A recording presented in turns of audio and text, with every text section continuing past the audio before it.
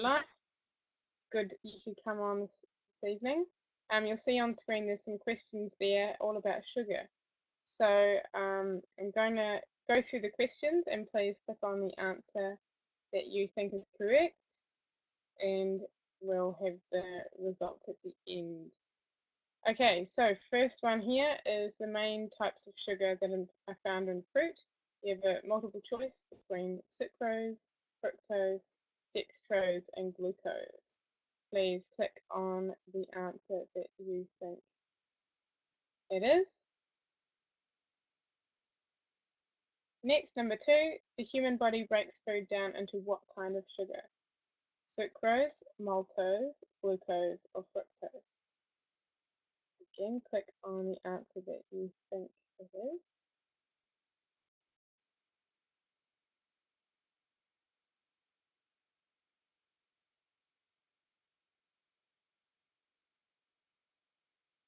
How many calories are in 1 gram of sugar? We have a choice: 1 calorie, 4 calories, 9 calories, or 6 calories. Click on which one you think it is.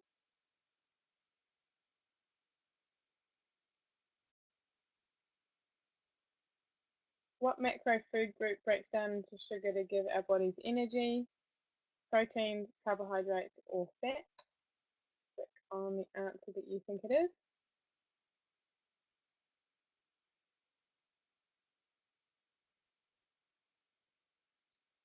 And last question is, table sugar is made up of sucrose, fructose,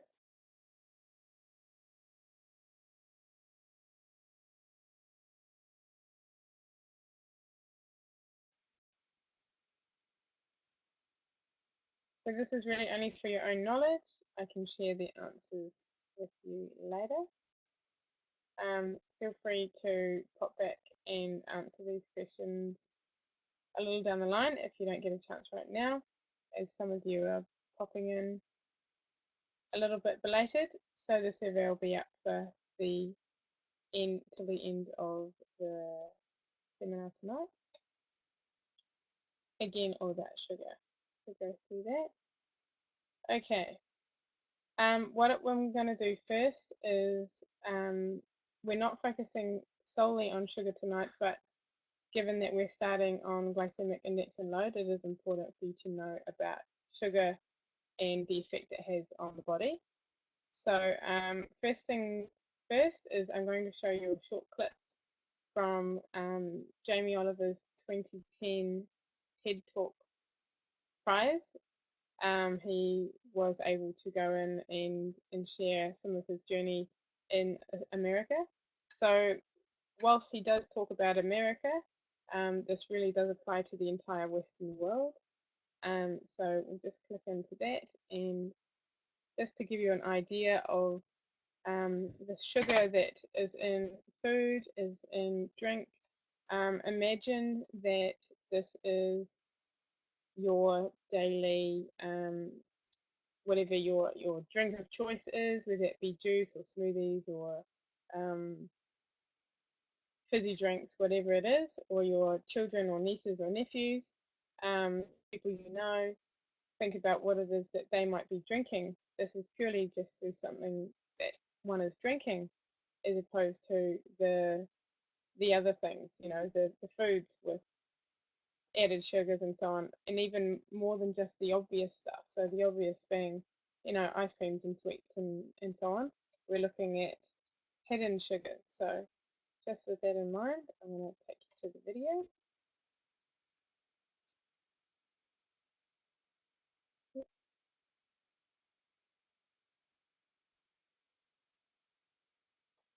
Something that kind of epitomises the trouble that we're in, guys, okay? I want to talk about something so basic as milk. Every kid has the right to milk at school. Your kids will be having milk at school, breakfast and lunch, right? They'll be having 2 bottles, okay? And most kids do. But milk ain't good enough anymore, because someone at the milk board, right, and don't get me wrong, I support milk, but someone at the milk board probably paid a lot of money for some geezer to work out that if you put loads of flavourings and colourings and sugar in milk, right, more kids will drink it. Yeah. And obviously, you know, now that's going to catch on. The Apple board is going to work out that if they make toffee apples, they'll eat more apples as well. Do you know what I mean? For me, there ain't no need to flavour the milk, okay? There's sugar in everything. I know the ins and outs of those ingredients. It's in everything. Even the milk hasn't escaped the kind of modern-day problems. There's our milk, there's our carton. In that is nearly as much sugar as one of your favourite cans of fizzy pop, and they're having two a day. So, let me just show you. We've got one kid here having, you know, 8 tablespoons of sugar a day. You know, there's your week. There's your month. And I've took the liberty of putting in just the 5 years of elementary school sugar. Just from milk. Now, I don't know about you guys, but judging the circumstances, right? Any judge in the whole world would look at the statistics and the evidence, and they would find any government involved guilty of child abuse. That's my belief.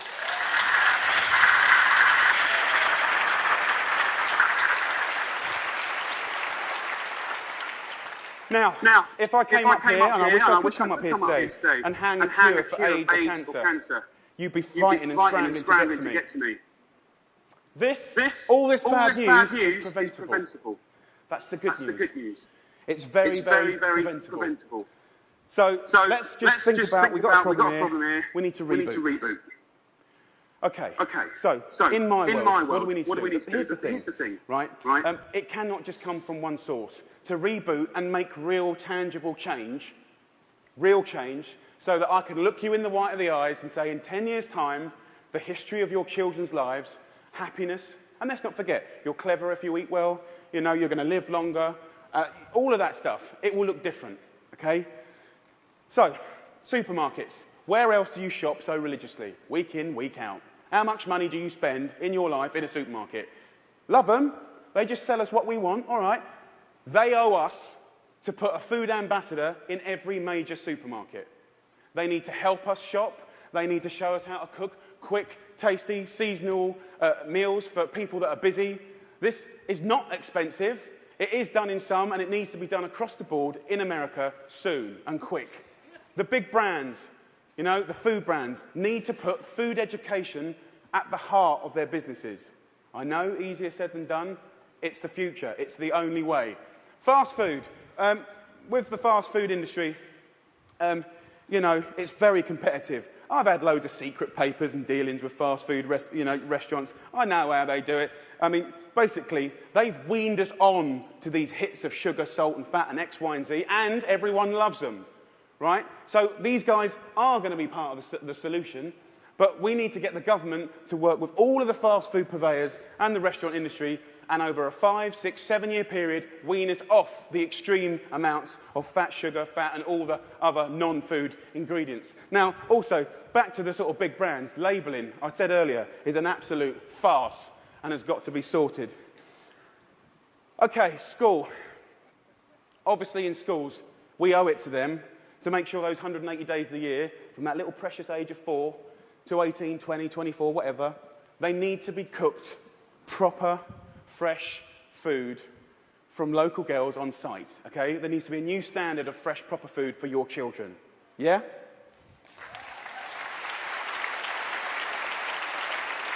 Under the circumstances, it's profoundly important that every single American child leaves school knowing how to cook 10 recipes that will save their life.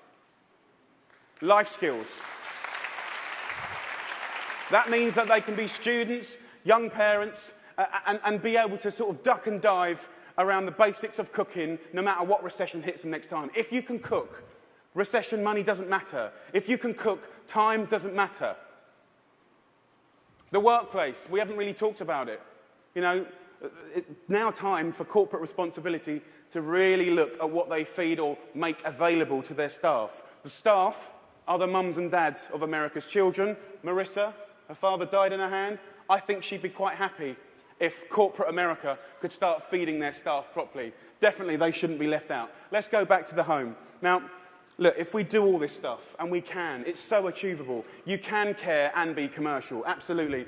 But The home needs to start passing on cooking again, for sure. For sure. Pass it on is a philosophy. And for me, it's quite romantic, but it's about if one person teaches 3 people how to cook something, you know, and they teach 3 of their mates, that only has to repeat itself 25 times, and that's the whole population of America. Romantic, yes, but most importantly, it's about trying to get people to realise that every one of your individual efforts makes a difference. We've got to put back what's been lost. Huntington Kitchen. Huntington.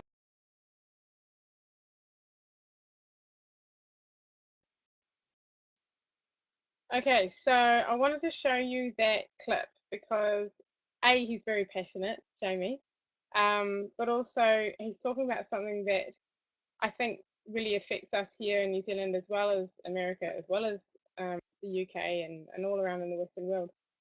Talking about what's in our food, but also it starts at home with us. So each of you here are here to learn something. You're here to learn about food. You're here to learn about healthy eating, what food does when you ingest it, how it affects your weight, how it affects your sleep, how it affects your energy, your moods, everything. And the beauty of that is once you are learning, you are able to teach others. So my hope here is that you share the information with people you care about, but you actually do take it on as a lifestyle. So affect that change over generations.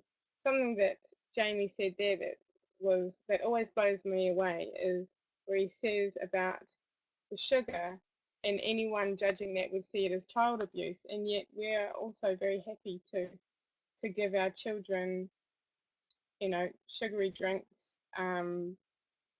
junk food for lunches. I worked in schools teaching nutrition last year, well, for about a year and a half.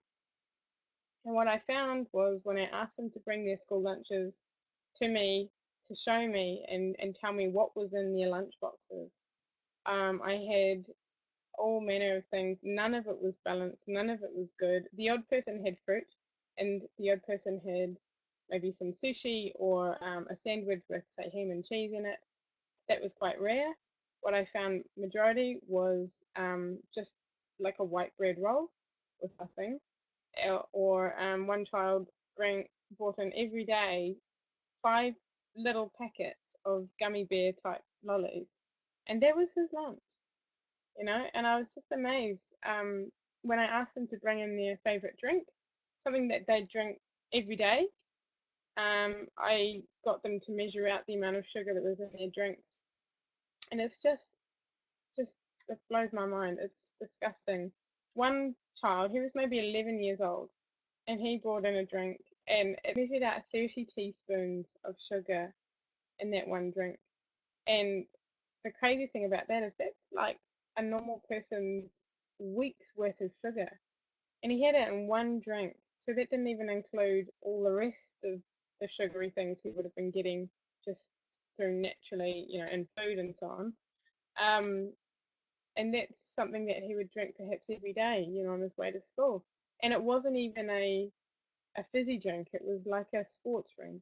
It was I think it was called Loaded or something like that. But I mean, you know, this is rife. It's everywhere. Something else he said in that talk was about labels being, you know, labeling our food is well, he called it a farce. And really, part of the reason I teach people how to read labels is that if you don't know how to read the labels, you can't wait until somebody produces a label that is going to identify in a very easy language how to, you know, if this is a healthy option, low glycemic option, whatever. So really do get to know reading labels. Get to know what it looks like to read ingredients. Do you recognize the ingredients? One child, I went into their home and taught them to cook a meal. They wanted to cook spaghetti bolognese, so we made bolognese with, we used lentils in with the meat as well and vegetables and made it all from scratch and so on. Um, and it was amazing because they took charge of the kitchen. They were the ones that wanted to put in, you know, these specific things, and it was interesting because at that time, um, one of the lads had said, well, let's look at some other ingredients, and he pulled out one of these cereal bars, and he showed me the box, and he said, do you know what this ingredient is? And I looked at it, and it was one of these um, numbers, additives. And I said, well, do you know what that is? He said, no, I have no idea. And I said, well, don't you think we should maybe not eat it? And he said, I think that's a good idea. And he actually would go round the supermarket then, I learnt later, with his mother, looking at every label, and he wanted to put lentils and everything. It was quite cool. But I was thinking, that's just one conversation with one little boy, and his whole family are affected by the fact that he wants to read labels now and check how much sugar is in things, and if he recognizes the ingredients. And so you just never know the power of a conversation you might have, or in sharing something that you've learnt with somebody, because again, this generational shift in health is only going to happen if we take it on board ourselves and we share it with others. I love Jamie. I love his cooking. I love his attitude. Yeah, an inspirational guy, to say the least. So week 3, we're looking at glycemic index and glycemic load.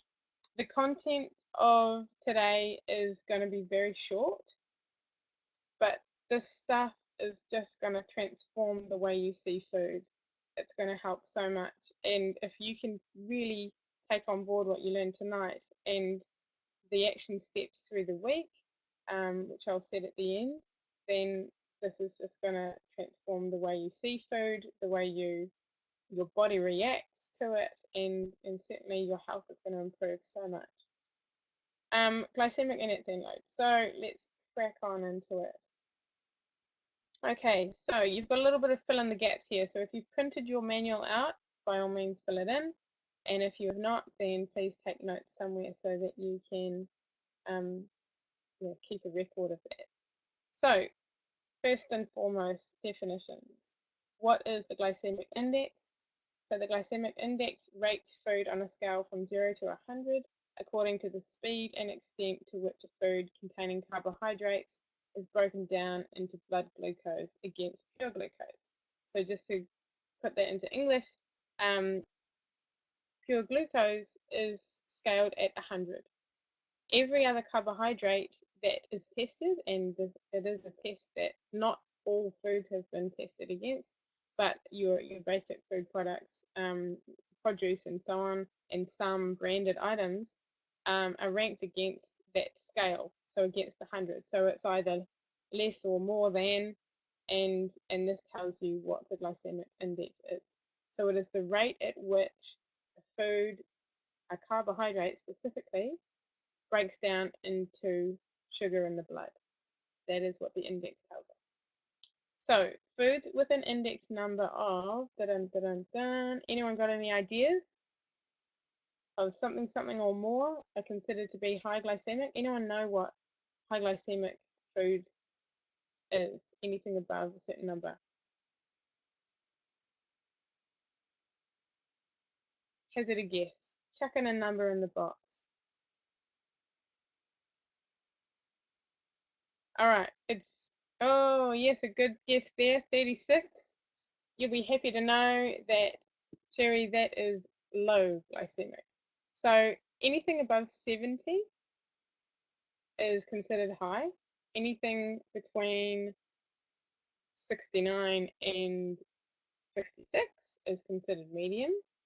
And anything less than 55, so 55 and lower, is considered low. That is your glycemic index. So obviously glucose, pure glucose is high, but the interesting thing is that there are so many foods and considered healthy foods, that have a glycemic index greater than pure glucose to the vein. So think about that, when you're considering maybe that sushi rice ball whose glycemic index is 109. Not everything is as healthy as it looks. So do understand this concept. All right, glycemic load. So here's the next thing on the list. Glycemic load. Both the glycemic index and the glycemic load refer to the speed and extent to which Something something from foods is converted into something something. Interaction. Off we go. What do you guys think it is? I've just said it earlier as well. One of the macro food groups is converted into something by the body. Any takers? Also quiet tonight. Okay, so the speed and extent to which carbohydrates from foods is converted into, Kelly looks like she's sharing.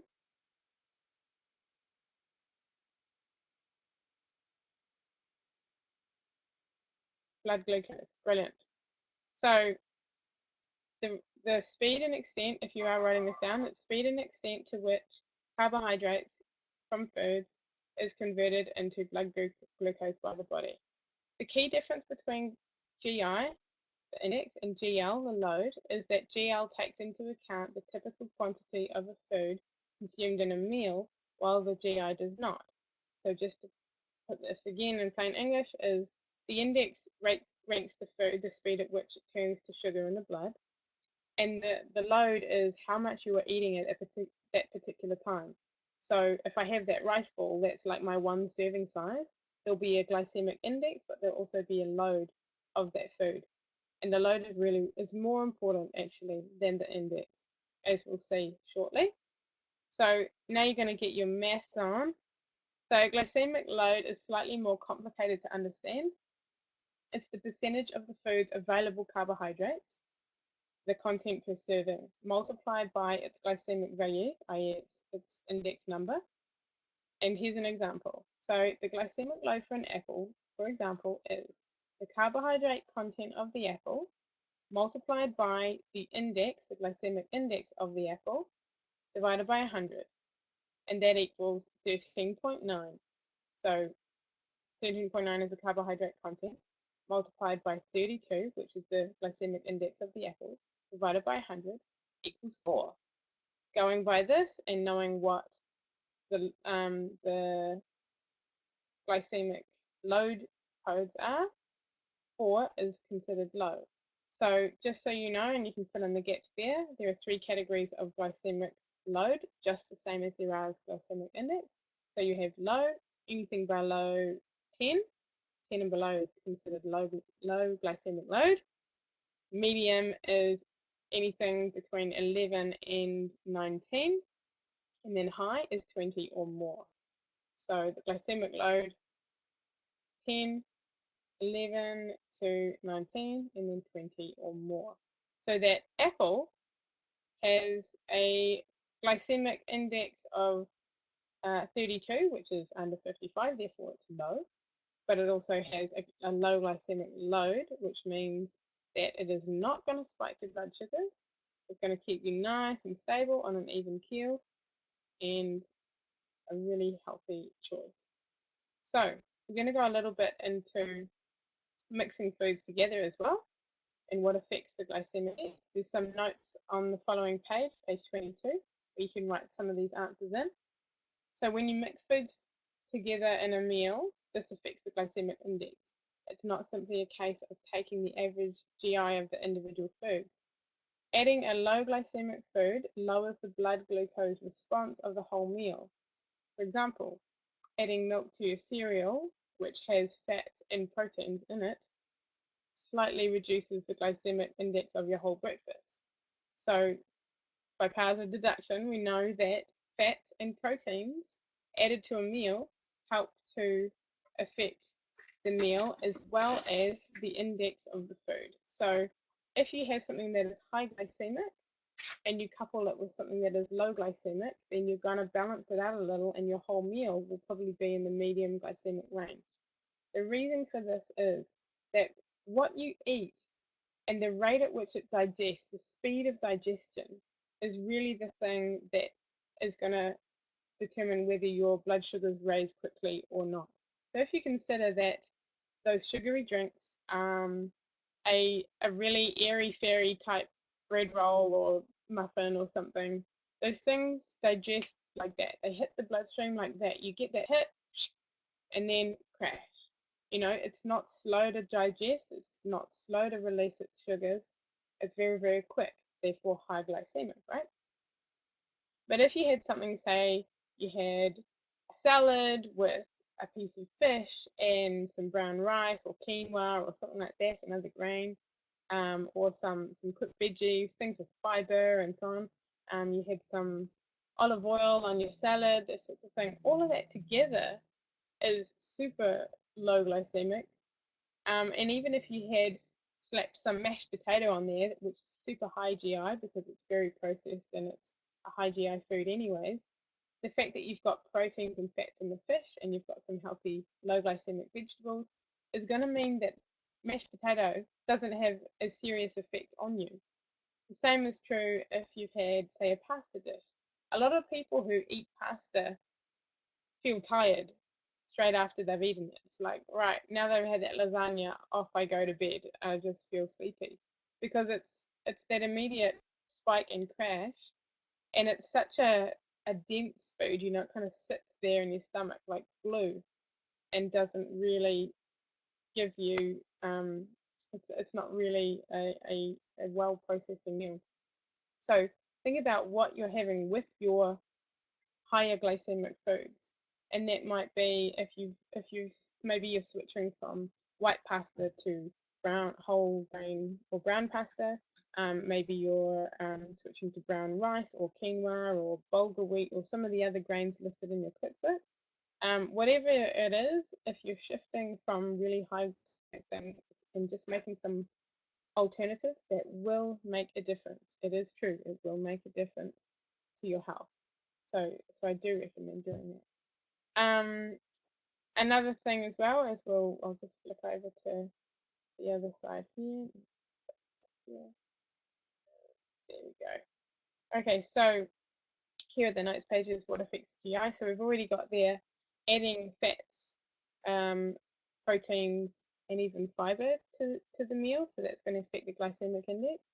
Um, how how low or medium or high glycemic the accompanying foods are.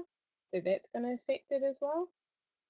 Also, we can look just here a little lower is how you cook a food. So, for example, that mashed potato, um, it's already been it's taken from being a potato to being peeled and then cooked, boiled, and then being whipped with cream and butter and all of that. And so it's basically pureed and the starches are breaking down. Yeah, delicious, I know. Sounds good. Goes well with a bit of nutmeg as well, actually. I learned that from an Irish friend. Um, but over time, the fact that that potato is no longer a whole potato and you don't have to break it down much. You literally could almost swallow it. That's what puree food for babies, right? They don't have teeth to masticate. It's actually all done for them. You can almost drink it. So if you're not having to break it down, your body can therefore process it very quickly. It hits the bloodstream very quickly. So a high glycemic food, which it's already high glycemic just by nature, by the fact that it's got a lot of starches and sugars in it anyways, um, if you're having to cook it and process it and it's going through the system, then over time that's actually going to be a really high glycemic food. So the processing, the ripeness, the degree at which you cook it or whatever happens to it, that's why sushi rice is so much more high glycemic than a brown or wild rice because it was once with the husk. It's been removed. It's then been cooked till it's like glue with loads of water absorbing it all. It's also had sweet mirin vinegar added to it, sugars, these sorts of things. And so it ends up being what once was a really healthy food is now a very unhealthy, high sugar and fat storing food. So really not a good choice. If you're going to have sushi, then have less of the rice and more of the accompanying things. So having the vegetables and the fish and so on, you can make it a healthier meal for yourself. I lived in Japan for 2 years, and what I noticed was that over time, because they serve sushi rice with every meal, is that I got stomach pains. I just could not digest the amount of gluey rice that was in that diet. And I shifted to brown rice, and I would have it only once during the day in a small amount, no more than say a half a cup of cooked rice. And I shifted to making my own lunches with salads and fish and things. And I'd enjoy the other foods that they had, but I realized that there was no way that I could survive by living on a traditional rice based diet. And something else I learned as well is that in Japan they have the healthiest people on the planet living in Okinawa who live on plant-based diet and fish that they catch themselves, and not as much rice. And they also have some of the unhealthiest people on the planet and a very high rate of diabetes, um, living on the mainland. And they are exposed to, yes, a lot of Western food, but they also eat a lot of fatty meats and a lot of sushi rice, which is very, very sweet and very high GI. So the people as a population are what's called skinny fat, in that they have small bodies, but they have a very high ratio of fat to muscle on their bodies. So it was fascinating to live there and be part of that culture, and there are wonderful things about their foods and their culture as well. But that was one thing I chose not to take with me, that eating of sushi rice. So, but the unfortunate thing is that we're told that this is healthy, that this is a health food. Consider it as a takeaway, like McDonald's, like your other burger bars and so on. It's a sometimes food, not an everyday healthy lifestyle lunch, um, or dinner for that matter. Getting back to this one, how you cook a food, the degree of processing and the ripeness and variety of a fruit, for example, also affects its GI. So if you imagine, for example, the you get a bunch of bananas, you bring them home from the grocer or the supermarket, and you leave it there, and after a while it goes brown. That browning is the natural free radicals in the air, breaking down the sugars in the banana. So that's a natural part of life, that decaying, that decomposing, that ripening and then decomposing. Um, but the issue is, as that fruit ripens, you're also raising the GI of the fruit. So it's better to eat the fruit when it's at its peak state, at its ripe state, not when it's overripe. Much the same is true when you've, as it says here, processed instant oats, which are like those morning packet. You get a packet of Uncle Toby's rolled oats or whatever it is, instant oatmeal. You put it in the microwave, it takes 2 minutes to cook. Very convenient, but much higher GI than traditional rolled oats or the steel cut oats. And the reason being is they're so processed, and that's why they can be made in 2 minutes. Whereas if you just had maybe 10 minutes and took your rolled oats from the packet and made them yourself on the stove, like you're really doing yourself a huge favor. So it might take you 10 minutes opposed to two, but it is going to save your health. I know what I'd rather do. So the starch in the instant oats is more easily exposed to the enzymes, causing it to break down and enter the bloodstream more rapidly. Again, it's just like eating table sugar. Yes, it has some fiber. Yes, it probably has some nutrients, which the table sugar wouldn't have. But if overall health is your aim, then it's not the way to go. This instant lifestyle that we lead is just not the way to go. What I'd like you to do now is to have a go at calculating your own glycemic load before we move into the cookbook, and I'll show you how you can do this for yourself in the store. So, what's the glycemic load of a bagel? So the bagel has a glycemic index of 72. When you each should get your calculators out or your smartphones, take 72, and its grams of carbohydrates per serving is 35. So what is the glycemic load? 72 and 35. Remember what you do, you multiply the grams of carbohydrates by the glycemic index, and you divide it by 100, and what answer do you get? Please type in the box when you've found your answer.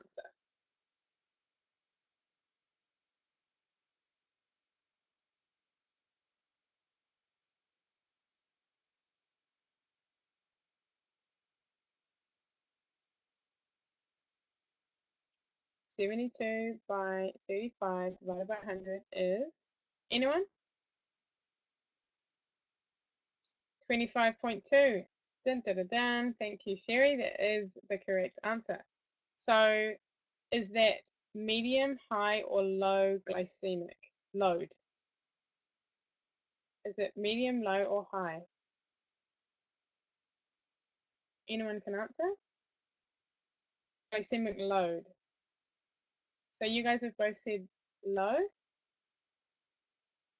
So glycemic index is 55 and below. That's a low glycemic index. But we're looking at the glycemic load. So the index is already there. We've got a medium glycemic index of 72, and the carbohydrates per serve is 35, and the glycemic load is 25.2. Anything over 20 is very high. Yeah, it's above 20, very high. So even though it's a medium glycemic index, it is actually a high glycemic load. If you were to simply eat half the bagel, so cut that in half, what is 25 divided by 2? Cut it in half, because it's the load, right? You're only eating half the bagel. So is that now high, medium, or low?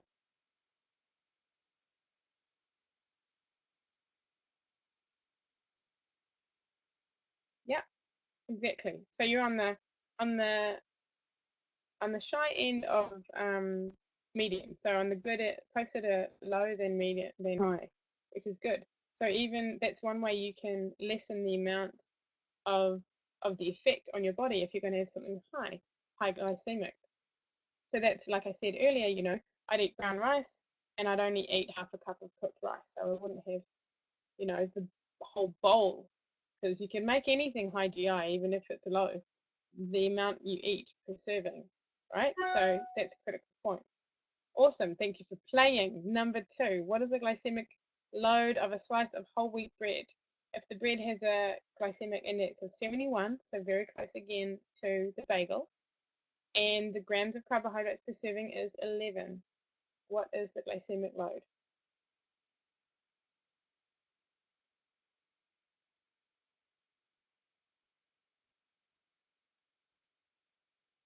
With a calculator, 7.81 exactly. So is that low, medium, or high?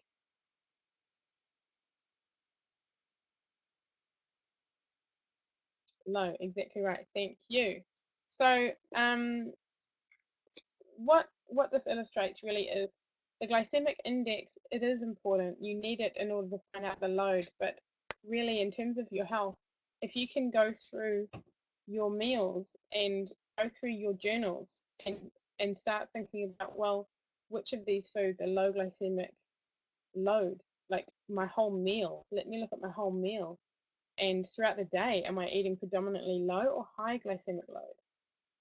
Okay, because then you don't necessarily need to remember the numbers so much in terms of the index, because the index numbers will be up and down.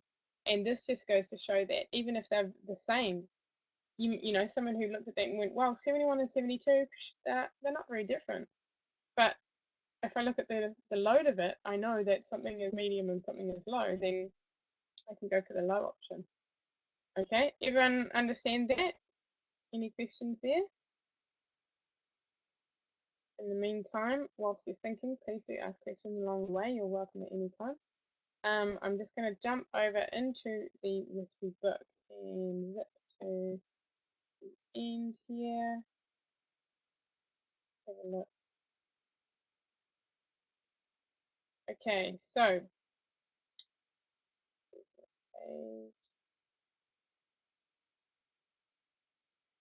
okay, least desirable carbohydrates.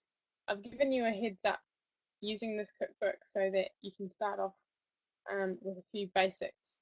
So these are the things that I found most common in people's kitchen cabinets and pantries.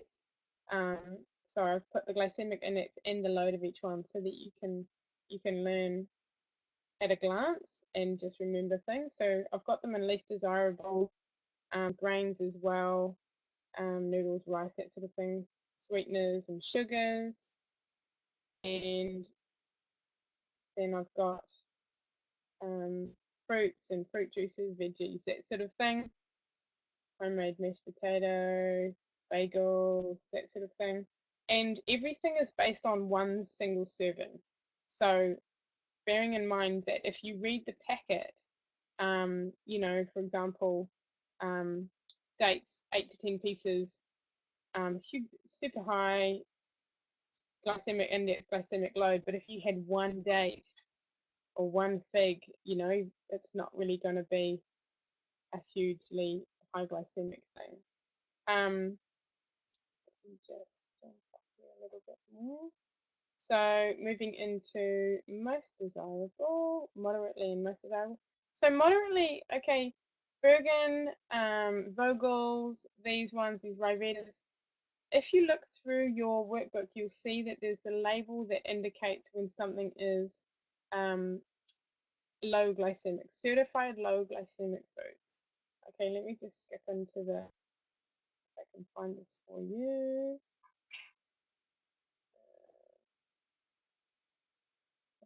Labels. Okay, this one here.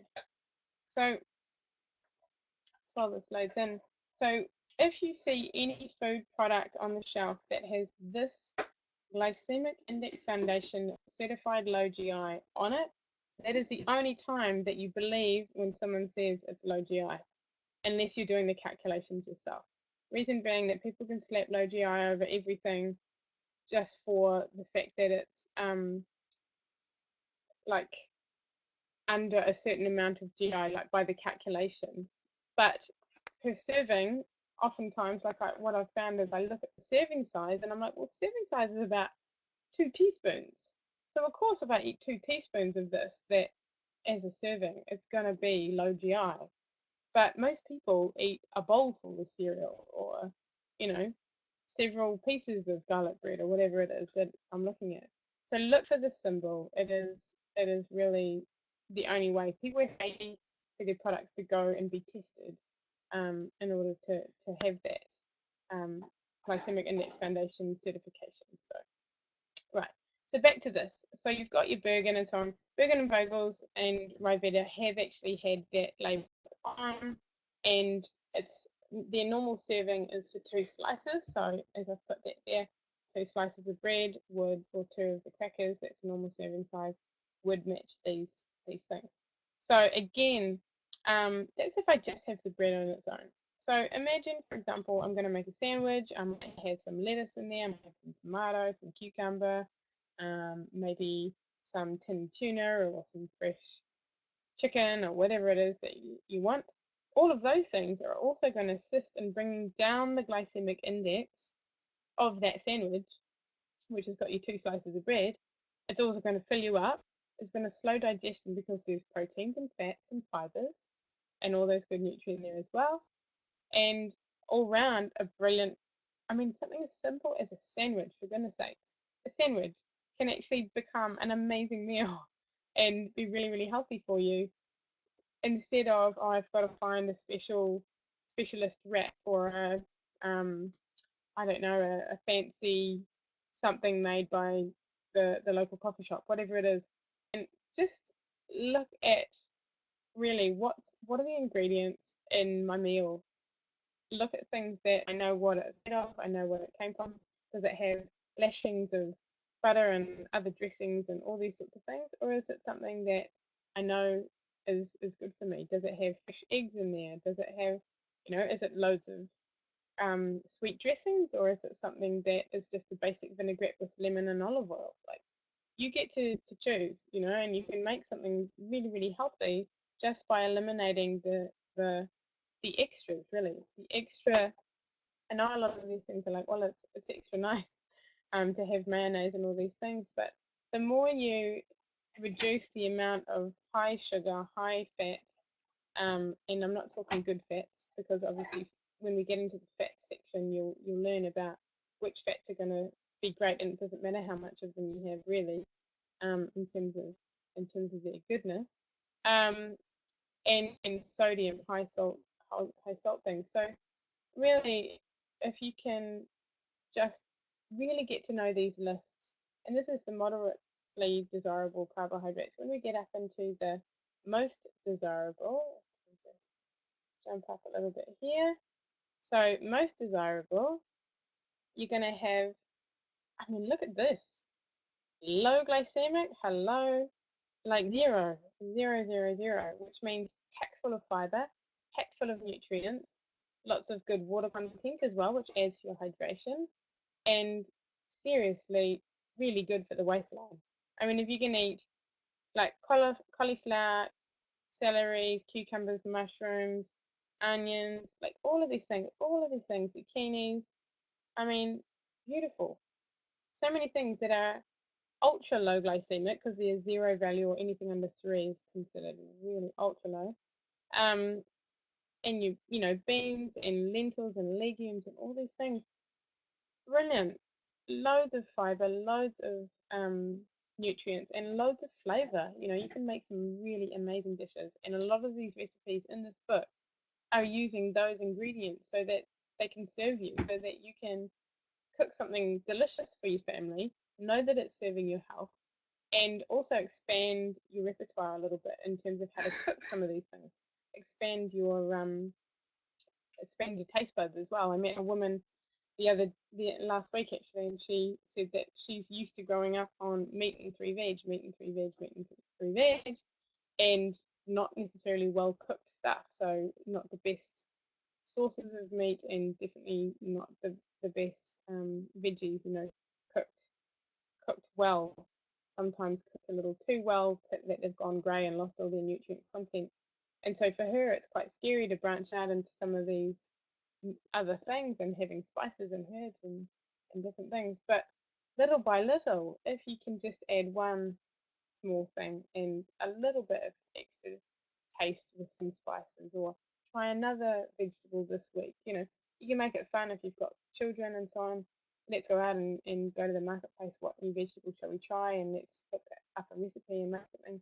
And not everything's going to be one for you, but if you can just little by little expand. I mean, I remember growing up, hate rice, hate lentils. You couldn't get me eating any of that stuff. And I mean, now I'm quinoa and lentils and beans like all the time, all the time. I quit eating meat about, probably about 8 years ago. Um, and that was great because I realized that for me and my body, I didn't digest meat very well. I don't think many people do, especially the amount of meat that people are eating. Um, I do enjoy fish every now and again, but I'm predominantly vegan actually, so no dairy products either. And I eat vegetarian meals every day, all day, every day. And I get a lot of people say, "Oh, you don't get enough iron, or you don't get enough protein, you don't get enough this." I get plenty, beans, legumes, eggs as well. So obviously that's not vegan, but I'm a create my own veganism, I suppose. Um, and yeah, and just vegetables and herbs and so on. So it's creating the meals that work for me in my body and make me feel good and make me feel alive. So really during this course, it's an opportunity for you to learn about what makes you feel alive. Some people do thrive off of eating meat, and some people do feel really good of eating cheese and something like that. I personally don't, but it doesn't mean that you don't, and I don't tell anyone what they should and shouldn't eat. It's really just about education and understanding that, okay, well, if I'm going to eat a healthy meal, no matter what I put in it, what is my protein source? What is my carbohydrate source? What is my fat source? And am I getting a balance? And am I getting a range of things, a range of colors, a range of nutrients, a range of fibers, all sorts of things. Not just eating the same thing over and over, and also not eating the things that are going to spike your blood sugars and make you feel sluggish and cranky and hungry in 2 minutes, and also what are going to store body fat. So the last thing on glycemic index, before we just move into the next bit, is your food journal, is when you are eating in a low glycemic range, your body naturally produces a hormone called glucagon. And glucagon is a fat releasing hormone. So if you have fats on your body that you do not want anymore and you no longer need, your body will release them if you are eating this way. It is biology. You cannot fight it. The only reason your body would not release those fats is if you are in what's called metabolic syndrome. Metabolic syndrome is known as pre-diabetic. So if you are in that and you're eating strictly ultra low glycemic and you're getting plenty of water and you're exercising and all these things and the weight is not shifting, then talk to me. I'm happy to help you with that. It is really just time. You just need to be patient with yourself and give yourself time. Because if you've been in metabolic syndrome for a long period, then it's only natural that it may take some time to get out of it.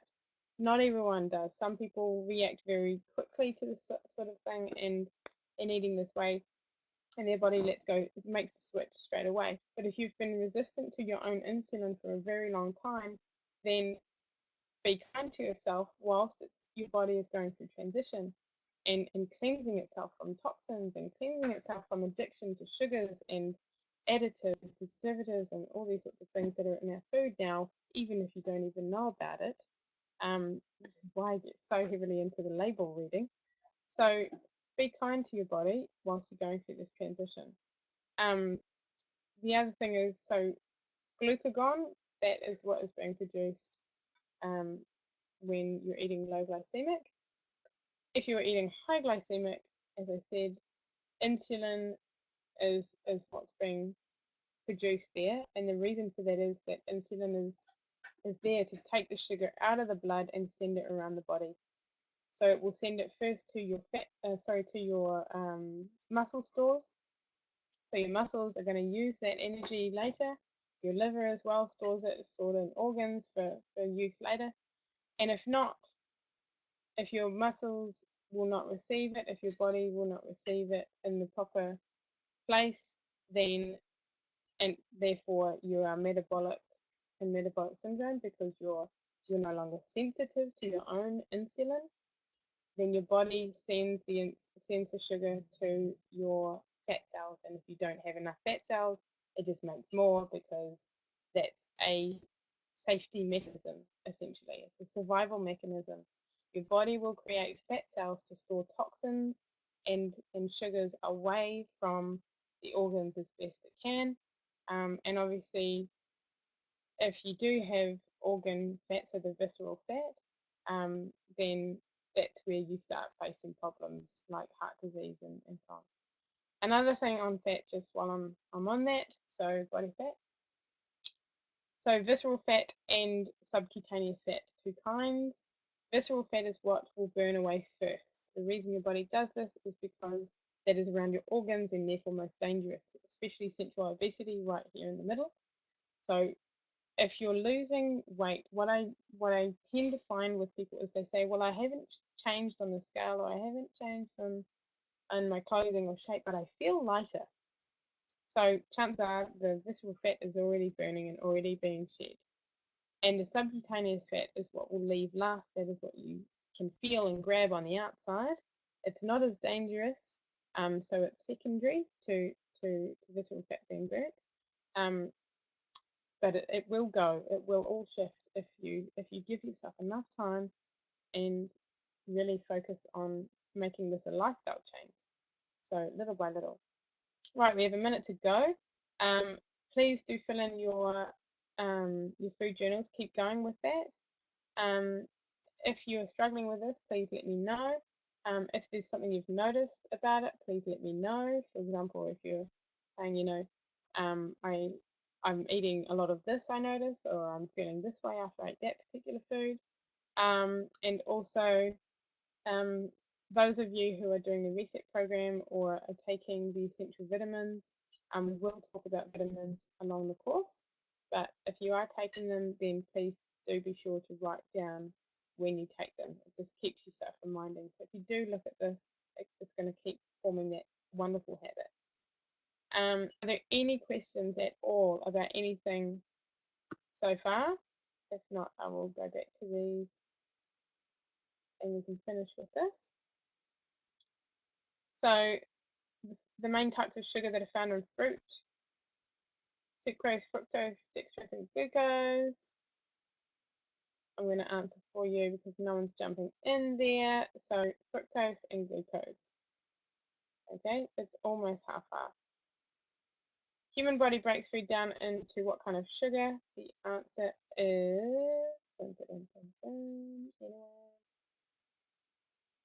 glucose. How many calories in 1 gram of sugar? The answer is number 2, so 4 calories per 1 gram of sugar. What macro food group breaks down into sugar to give our bodies energy? The answer is carbohydrates, as you will have heard this evening. And table sugar is made up of sucrose, fructose, or glucose. Bit of a trick question. The answer is sucrose, which is made up of fructose and glucose. Much like question 1, you might have seen there. Glucose and fructose was the answer of sugar found in fruit. So yes, they are the same types of sugar in table sugar and in fruit. However, slightly more fructose in fruit, and also you get water and nutrition and fiber, all those delicious things in fruit. So obviously, it's better to have the fruit as opposed to the chocolate eclair. Just to answer questions, so I'm craving carbs big time today. Think I'm premenstrual, what can I do? And an answer to that is, if like in that time of premenstruation, you are going to crave carbohydrates. It's kind of like it's built in. If you can choose lower glycemic ones, it is going to serve you so much better because you actually burn more carbohydrates during your cycle anyway. So if you can keep doing a nice exercise regime of some kind and eat lower glycemic, then it's going to help you cut that sugar craving, but it's also going to mean you'll be burning kind of like double your calories because if you're exercising, because your body naturally does anyway. The carbohydrate craving thing is an addiction. So it's craving sugars, it's craving something that will give you that hit. But if you can, it might take a few days, but if you can eat ultra low glycemic and just eat enough food that you're not hungry, then you shouldn't have that craving anymore, because slowly you're turning off the receptors in your brain that crave sugar. So I find it takes people 3 days to get off a habit, and it takes about 90 days to have it solid and fixed. So it depends on if you want to give in to the craving or not. But definitely go the ultra low glycemic way, and eat things that are going to keep you full. The alternative to this is, if you really are like, damn, but I really just want that piece of bread, or I really want that mashed potato, is do as I said earlier and make your plate more balanced so that you can get ultra low glycemic things in with the high glycemic things, and you can mellow it out a bit. You can make it more medium, or make sure you have a really good piece of, say, nice fresh salmon that's got really good omega-3 fats in it, those good oils, it's got really good protein, it's really light on the digestive system, that sort of thing, so that you can have your carbs, denser carbs, higher glycemic carbs, but you're helping to slow the digestion of that, and therefore slow the ill effects in your body. Sherry asking, can I ask why after a migraine would I want to eat sweet things? That is a great question. Um, I'm going to have to research that a little for you because I'm not a migraine specialist, but I know people who definitely are. I would hazard a guess though that when you've had headaches as well, and I find that people who have headaches are often dehydrated at the same time because of that, that pain, and it could be something to do with that, wanting something sweet to get, or like a caffeine kick. The sweet thing helps to, it has a similar effect on the brain, and that um, often that's why people who are getting off of sweets have headaches, if that makes sense. So the sweet thing tends to take away the pain, much like an espresso would do in taking away the migraine. So that could be it. But I will definitely ask more questions for you and come back. Any other questions that I can answer tonight before we close off? Come and live with you for a while? Okay, sounds good. You can come walk my dog and I'll come and move in with you guys. Um, just for the week ahead, so you're in week 3. Your aim is to read and calculate some of your meals. So in your food journals, please calculate the glycemic load of the carbohydrates in your meals this week. So you start to get used to that. Use the lists in the back of the cookbook and go from there. It'd be wonderful to see what some of you have got to show next week. Have a wonderful week and catch you Monday night next.